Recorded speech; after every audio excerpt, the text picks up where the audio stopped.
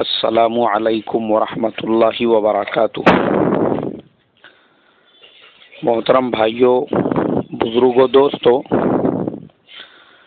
یہ ہمارا اصلاح معاشرہ کا 320واں سبق ہے۔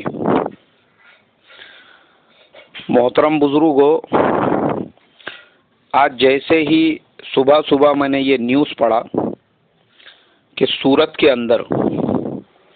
ایک بہت بڑے ہیرا بیوپاری جن کا نام ساوجی بھائی ڈھولکیا ہے، انہوں نے اپنے کمپنی کے 1660 ورکرز کو کمپنی کی طرف سے کار گفٹ میں دی، اور 400 جو ملازمین تھے، 400 جو دوسرے ورکرز تھے، ان کو فلیٹ گفٹ میں دیے۔ واقعی میں بھی میں نے یہ خبر پڑھنے کے بعد میرے دل سے اس آدمی کے لیے دعا نکلی کہ اے اللہ، اس بیچارے کو جزائے خیر عطا فرما، اور اسی کے نقش قدم پر چلنے کی اور دوسرے کمپنی مالکوں کو بھی توفیق عطا فرما۔ اور دوسری بات کی حیرت یہ ہوئی کہ دیکھو، ایک آدمی نہ جس کے پاس قرآن ہے، نہ جس کے پاس حدیث ہے، نہ جس کے پاس حضرت محمد صلی اللہ علیہ وسلم کی شریعت ہے، نہ جس کے پاس میں وہ احادیث اور وہ قصے اور وہ واقعات ہے صحابہ اکرام بزرگان دین کے، کہ صحابہ نے ایک دوسرے کے لیے پیاسے جان دے دی، اور صحابہ نے ایک دوسرے کے لیے کس طرح سے اپنے ہاتھوں کو پیچھے کھینچ لیا اور دوسروں کا پیٹ بھرنے دیا، اور مہمانوں کے لیے گھروں کے چراغ بجھا دیے۔ یہ سب واقعات نہیں ہونے کے باوجود اس انسان میں وہ صفتی طور پہ موجود ہے، پریکٹیکل عملی طور پہ وہ اس پہ عمل کر رہا ہے، صحابہ والی زندگی پر، قربانی والے زندگی پر، ایثار والے زندگی پہ، ہمدردی والی زندگی پر۔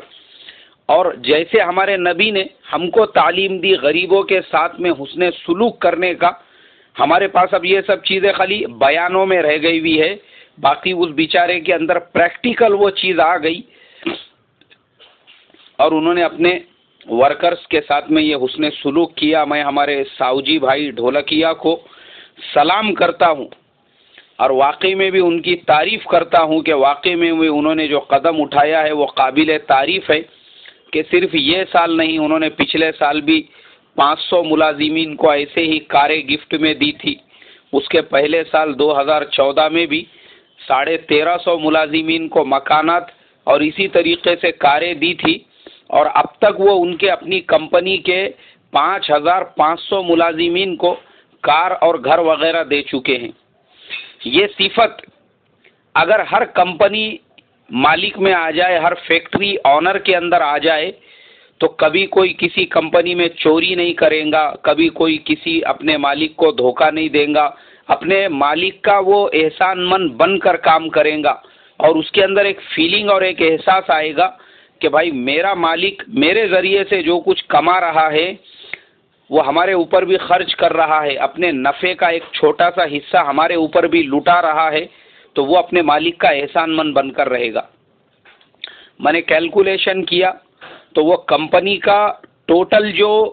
ریونیو ہے، ٹوٹل جو ٹرن اوور ہے سالانہ، وہ تقریباً 6000 کروڑ روپیوں کا ہے، اور یہ فلیٹس اور کاریں، ٹوٹل کاروں کا جو ویلیویشن نکلتا ہے وہ 51 کروڑ روپیے نکلتا ہے، اور فلیٹس وغیرہ ملا دیے تو وہ کچھ 100-125 کروڑ روپیے کے قریب میں ہوتا ہے۔ یعنی کیلکولیشن اگر ہم نے کی ہے 6000 کروڑ روپیوں پر، تو کمپنی کا جو ٹوٹل ٹرن اوور ہے اس کا 2% بھی وہ نہیں ہوتا ہے۔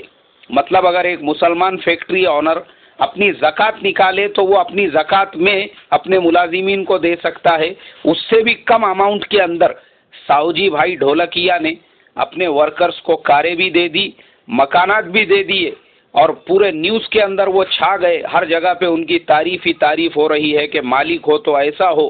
کمپنی آنر ہو تو ایسا ہو، سیٹ ہو تو ایسا ہو۔ ماشاء اللہ، واقعی میں بھی قابل تعریف ان کا قدم ہے۔ محترم بزرگوں، ہمارے زمانے میں ہوتا یہ ہے، لوگ بغاوتیں کیوں کرتے ہیں، لوگ ہڑتالیں کیوں کرتے ہیں، لوگ روڈوں پہ راستوں پہ کیوں نکلتے ہیں، ملازمین وہ اپنے سیٹ کی، اپنے کمپنی آنرز کی غیبتیں، چغلیاں، برائیاں پیٹھ پیچھے کیوں کرتے ہیں؟ اس کے بہت سے ریزنز ہوتے ہیں. وجہ یہ ہوتی ہے کہ یہ کمپنی آنرز اپنے ملازمین کو جانوروں کی طرح سے کام کرنے لگاتے ہیں، ان کو رابطے ہیں بیلوں کی طرح سے، اور ان کے ذریعے سے جو کماتے ہیں تو اپنی پراپرٹیز بڑھاتے ہیں. یہاں پہ ایک فلیٹ لے لیا، وہاں پہ ایک پروجیکٹ شروع کر دیا، فلانی جگہ پہ فارم ہاؤس لے لیا. پہلے ماروتی 800 میں آتے جاتے تھے، اس کے بعد میں ہونڈا سٹی آ گئی، پھر کچھ سالوں میں مرسیڈیز آ گئی، پھر کچھ سالوں میں آڈی آ گئی. ان کی ترقی ہو رہی ہے، اور وہ ملازمین بیچارے جو سائیکل پہ آیا کرتے تھے وہ بعد میں بس سے آنے لگے. پھر بڑی محنت سے ایک ایک دو دو روپیے جوڑ کے انہوں نے سود سے، انٹرسٹ سے، ہفتوں سے ایک آدھے شو روم سے ایک آدھی بائک اٹھا لیا، وہ بائک سے آ جا رہے ہیں، اور وہ بھی اس کے اوپر قرضہ ہے، وہ تنخواہ کا تھوڑا سا حصہ بائک میں جا رہا ہے. اور یہاں پہ سیٹ صاحب جو ہے ان کے باریک باریک پلے بغیر ناک، جن کی ناک بہہ رہی ہے بغیر پکے ہوئے، ویسے بھی جو ہے بڑی بڑی کاریں چلا رہے ہیں اور ان کو لے جا کے راستے پہ روڈوں پہ ٹھوک رہے ہیں، لوگوں کو اڑا رہے ہیں. وہ عیاشیوں میں مست ہے اور نوکر بیچارے مارے جا رہے ہیں. اس کے لیے بغاوتیں ہوتی ہے، اس کے لیے کمپنیاں ترقی نہیں کرتی ہے، اس کے لیے فیکٹریاں شروع ہوتی ہے اور شروع ہونے کے کچھ سالوں کے بعد میں بند ہو جاتی ہے. اس کے لیے ہوتا یہ ہے کہ لوگ اپنا پیٹ بھرنے کا سوچتے ہیں، ان کو اپنے نوکروں سے، اپنے ماتحتوں سے کوئی لینا دینا نہیں ہوتا ہے. جبکہ میرے پیارے آقا صلی اللہ علیہ وسلم 1450 سال پہلے فرما کر گئے کہ تم سے تمہارے ماتحتوں کے بارے میں بھی سوال ہوگا. اور پھر یہ فرمایا کلکم راعی و کلکم مسئول عن رعیتی. تم میں سے ہر آدمی، اس کی مثال ایسی ہی ہے جیسے بکریوں کے چرانے والا چرواہا ہوتا ہے، ویسی ہی ہر آدمی جیسے کمپنی فیکٹری آنر ہے تو وہ اپنے تمام ملازمین، اپنے تمام ماتحتوں کا وہ چرواہا ہی ہے، ان کا ہیڈ ہے، اور اس کے بارے میں ان سے سوال ہوگا. ایسے ہی گھر میں، ایسے ہی تمام جگہوں پر. اور یہ جو ساؤجی بھائی ڈھولکیا کی مثال ہے، یہ صرف کمپنی کے لیے نہیں، یہ دکانوں پر بھی عائد ہوتی ہے، یہ شو روموں کے اوپر بھی عائد ہوتی ہے. ہم سوچے، میں بہت سارے مسلمانوں کو دیکھتا ہوں جو اپنی زکوٰۃ نکالتے ہیں، زکوٰۃ میں ان کی 1-2 لاکھ روپئے زکوٰۃ نکلتی ہے. بعض ایسے ہیں جن کی 50 لاکھ روپئے نکلتی ہے، بعض ایسے ہیں جن کی 1 کروڑ روپئے زکوٰۃ نکلتی ہے. مگر وہ کوشش یہ کرتے ہیں کہ ان کے جو رشتہ دار ہے کسی بھی طریقے سے کوئی ہیلا حوالہ راستہ نکل جائے اور ان کے لیے وہ زکوٰۃ کے جواز کی صورت بن جائے. مگر دکان میں جو کام کرنے والے ملازمین ہیں، 4 سال سے، 5 سال سے، 10 سال سے کام کر کے وہ بیچارے وہی ہے، ان کے گھر کے حالات ویسے ہی ہے. کسی کی بہن کی شادی کا مسئلہ ہے، کسی کی ماں بیمار ہے، کسی کے باپ کے آپریشن کا مسئلہ ہے، کسی کے بھائی کے تعلیم کا مسئلہ ہے. وہ بیچارہ اپنی تنخواہ میں سے دوپہر کے کھانے کے بھی پیسے بچا بچا کر اپنے گاؤں بھیجتا ہے. بہت سارے یو پی کے، بہار کے، ادھر کے ادھر کے، جھارکھنڈ کے، پچھم بنگال کے لوگ ہمارے یہاں شو روموں میں، دکانوں میں، کارخانوں میں کام کرتے ہیں. اور ہماری جو لاکھوں کروڑوں روپئے زکوٰۃ نکلتی ہے وہ ہمارے رشتہ داروں میں، ہمارے برادری میں، ہمارے خاندان والوں میں، ہمارے اپنے مسلک، ہمارے اپنے خیالات کے مدرسوں میں، ہمارے اپنے جان پہچان والے تنظیموں میں، تحریکوں میں، اور ہم جسے چاہے وہاں پہ ہم خرچ کرتے ہیں، اور ہمارے ملازمین، ہمارے نوکر ہماری زکوٰۃ سے محروم رہتے ہیں. یہ کہاں کا انصاف ہے؟ ارے ہونا تو یہ چاہیے. آپ بھی ساؤجی بھائی ڈھولکیا کے نقش قدم پہ چلو. دیکھو اس آدمی کے پاس قرآن نہیں، حدیث نہیں، دین نہیں، مگر پریکٹیکل اس کے زندگی میں دین بھی ہے، حدیث بھی ہے، اور صحابہ والا طرز عمل بھی ہے پریکٹیکل میں. اور ہمارے اندر جبے ہیں، ٹوپیاں ہیں، عمامے ہیں، ہمارے پاس میں جو ہے مسائل ہے، بیانات ہے، لیکچر ہے، خطبے ہے، اور ہمارے پاس میں جو ہے ساری چیزیں ہیں صرف بولنے کے لیے. اور پریکٹیکل میں ہم زکوٰۃ بھی نکال رہے ہیں، ہم حساب بھی کر رہے ہیں، سب کر رہے ہیں. ہمارا نوکر ہی ہماری زکوٰۃ سے محروم ہے،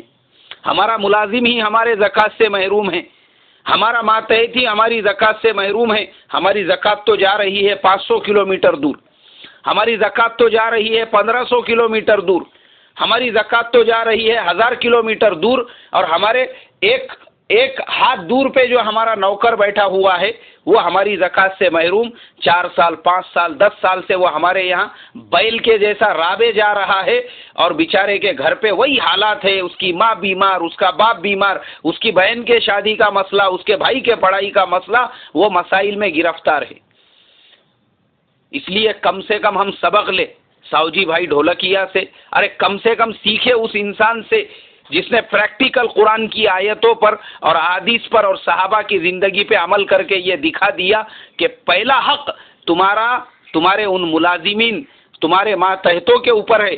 جن کو تم نے دینا چاہیے ان کا حق، اور انہوں نے دے کر بتایا، اور دینے کی وجہ سے ہی بیچارے کے کمائی میں اللہ نے اتنی برکت دے دی۔ میں نیوز میں پڑھ رہا تھا کہ ان کا آج سے نہیں، پہلے سے یہ معمول ہے کہ جب سے انہوں نے کمپنی شروع کی، اور چھوٹی سی کمپنی تھی، چند ملازمین تھے، تب سے وہ اپنے اچھے کام کرنے والے ملازمین کو سالانہ انعام دیتے تھے۔ دیکھو اللہ نے برکت کیسی دیا۔